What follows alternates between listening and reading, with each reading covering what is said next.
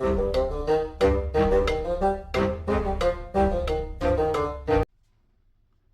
and welcome to the Critically Clueless. I'm a Monk, and today we are doing a video about the best game or the greatest game of the year. That's right, it's 2022 and we're in that period now, so a big happy Christmas to you if you're watching this video as it is being released. Thank you for joining me, guys.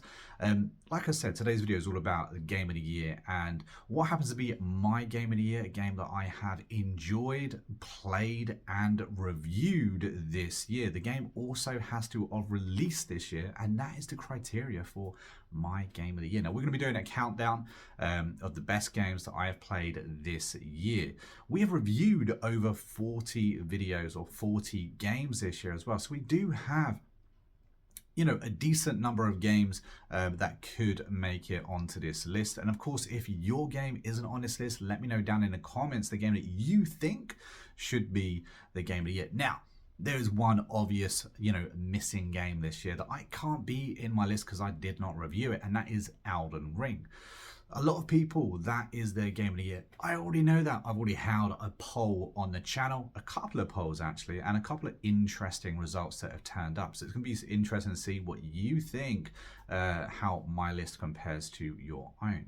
But if you want to also join the Discord and chat about a game that you have played this year that hasn't actually made it onto my channel, the link for that is down in the description. Really good for you to jump in and have a little chat, and yeah, there's loads of us there now, so you'll be able to have a chat with someone about a game that you enjoy. But anyway, let's get into this video. My top 5 games this year of 2022.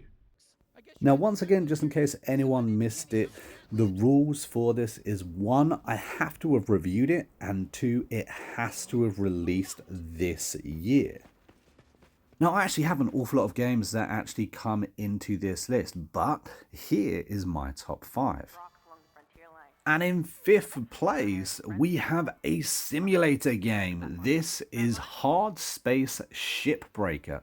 Now, I played an awful lot of simulation games this year. In fact, I feel like 2022 was the year for simulation games. I have never played and reviewed so many simulator games in my entire life. However, this year, Hard Space Shipbreaker really had me. I found this incredibly frustrating and yet incredibly addicting as well. Within this game, you role-played or simulated that of a ship worker, of an engineer. Your job was to take apart ships in space. You also happen to be incredibly indebted to the company you worked for, therefore every single thing you done was just to work off that debt.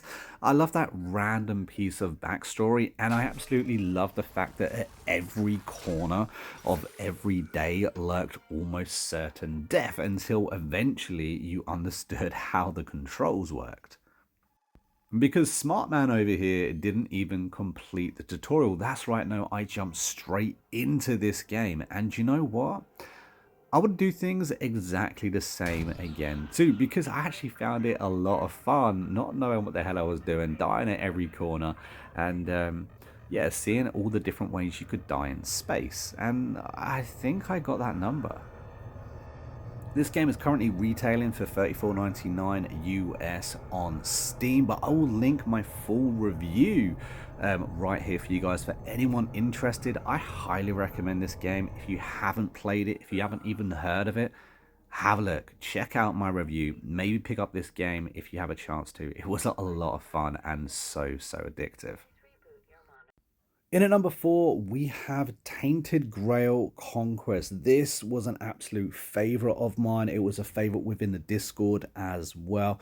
It's a game that I reviewed and I had a lot of fun covering on the channel. It is a smaller game. It has been made by a smaller team, and it was so unique and one that I found myself getting lost in time and time again. It is still a game that I go back to today to have a quick playthrough. It's such a short and, a game that is full of personality and quirks.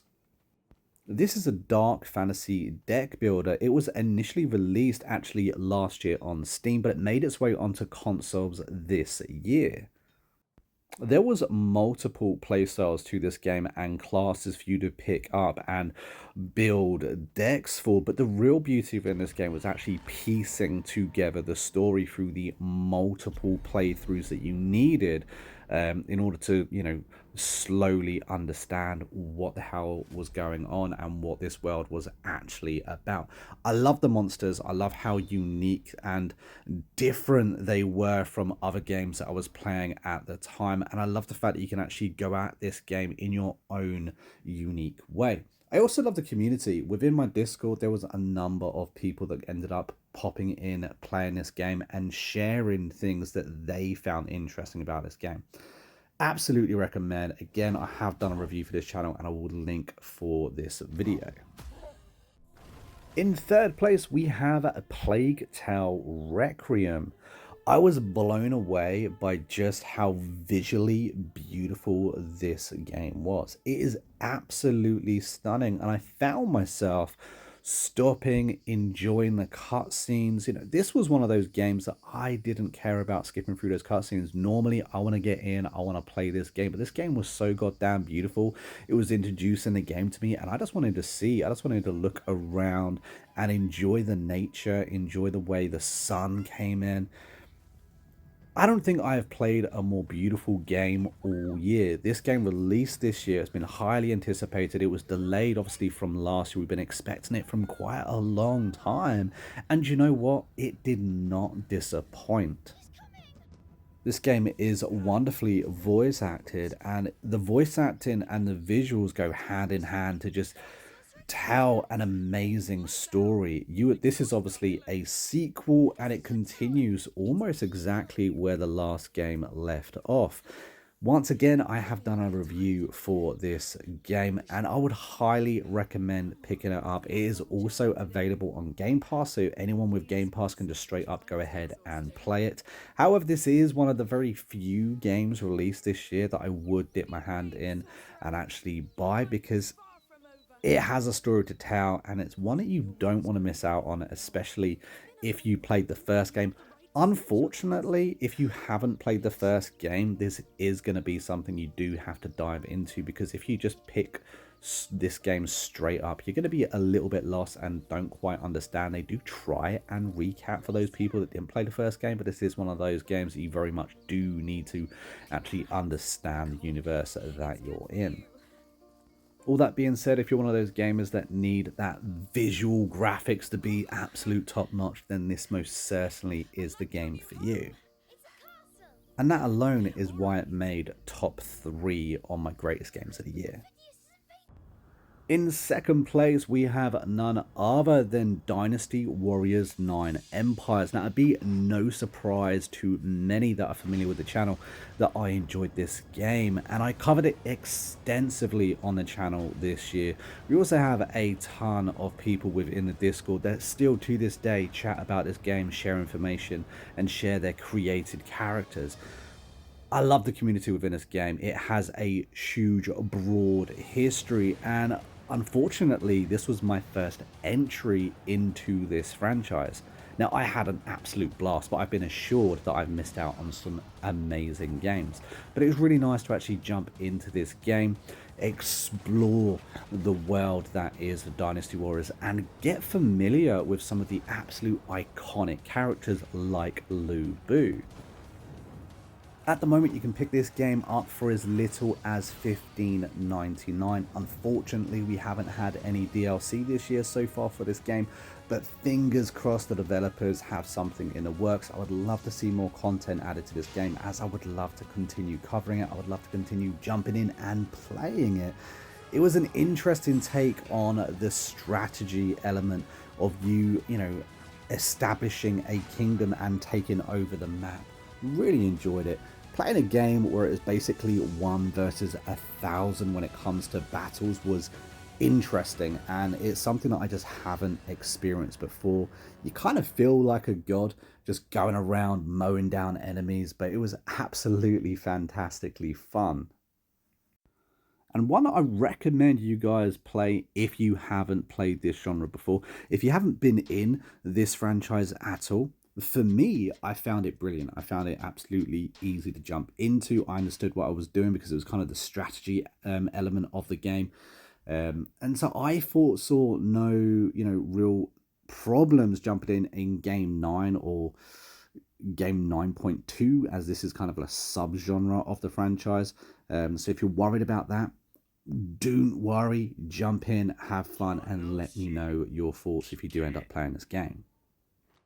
And in at number 1, of course, we have none other than Mountain Blade 2 Bannerlord. Now, I love this game. I have covered it since its release on console. It has been in pre-access on Steam for a couple of years now, but it's finally released its full version. It's finally available on console as well. And wow, what a game we have. There is nothing close to this game on consoles whatsoever. So to actually get a game of this caliber, of this genre, was so nice to see. Real medieval warcraft. It was absolutely fun to dive into siege castles, lead an army on a battlefield. What a unique game. What a fun game. Excellently executed as well. I was really worried that my Xbox Series S wouldn't be able to handle hundreds and hundreds of soldiers going at it full war, doing the sieges and stuff like that, working with catapults and siege engines. But hey, I was proven wrong. It works great. I was able to have a lot more troops on the field than I thought was going to be able to. And I've been having an absolute blast within this game this year. And it's one that I do highly recommend to anyone that is into those strategy games, that is into those kingdom builder games, or that is just into open world RPGs, as this game actually allows you to do, and have a pretty good freedom of character.